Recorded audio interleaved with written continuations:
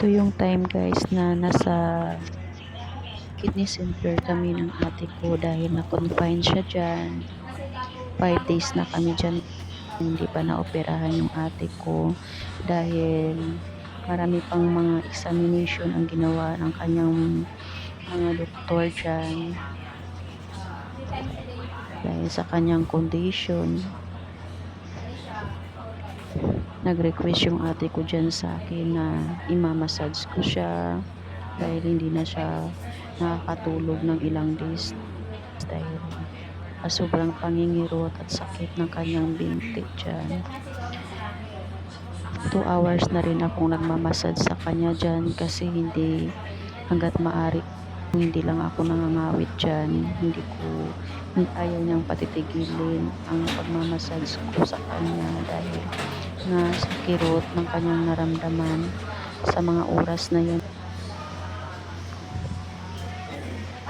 Oras-oras ko siyang minamassage dahil hindi po siya komportable sa kanyang naramdaman dahil sa pangingirot ng kanyang binti. At nakaramdam na rin ako dyan guys ng pangangawit ng aking likod, ng aking balakang dahil naka 2 hours na po ako dyan pagmamassage sa ate ko. Hanggat maaari ayaw niya pabitawan ng pagmamassage ko sa kanyang mga paa dahil hindi po talaga siya komportable sa kanyang naramdaman dyan sa mga panahon na yan. Gusto ko nang umupo, gusto ko isandal ang likod ko dahil ngawit na ako dyan sa pagmamassage sa kanya. Palipat-lipat ako, minsan doon ako sa kabila ng kanyang paa, minsan dyan naman sa kabila dahil sa kanyang naramdaman na sakit, pangingirot, yung balakang niya, yung binti niya. At nung time na yan nagmamamanas yung ate ko dyan dahil sa tubig na na-stuck sa kanyang binti.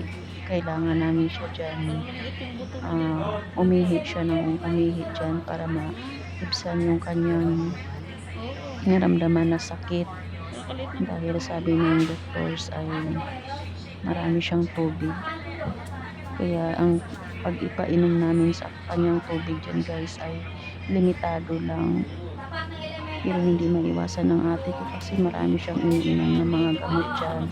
Hindi niya kayang uminom ng gamot na hindi siya makakainom ng maraming tubig, kaya yan ang namamanas yung ate ko dyan. Kailangan siyang umihi ng marami at kailangan niyang magdumi ng marami din guys. Ang pagdumi niya dyan guys hindi palagi, kaya nahirapan kami din sa kanya dahil hindi siya palaging dumudumi dyan. Kaya ang ginagawa ng doktor sa kanya ay pinapainom siya ng pampadumi para malinisan yung kanyang tiyan dahil lumalaki din yung tiyan ng ate ko dyan. Yan, nag-request na naman siya dyan na itaas ko ang kanyang binti dahil ngawit na yung pakiramdam niya dyan, kumikirot na. Kasi pag ginaganyan ko daw yung paa niya, nakaka-relax, nakaramdam daw siya ng ginhawa. Pero guys, hindi ko naman matatagalan yung pagganyan ko sa kanya dahil ang balikat ko, ang kamay ko, parang gusto na rin bumagsak sa mga panahon na yan. Ngawit na ngawit ang likod ko, tinitiis ko lang para sa ate ko dahil ayaw ko na nakikita yung ate ko na nasaktan sa kanyang na pangingirot ng kanyang binti, sa kanyang hita. Kaya guys, kung alam nyo lang, after na operahan yung ate ko dyan guys, nakakaginhawa ako dahil hindi niya na naramdaman ang sakit ng kanyang binti. Ayan dahil sobrang ngawit na ako, hindi ko na nakayanan guys. Talagang i-stretch ko na yung aking katawan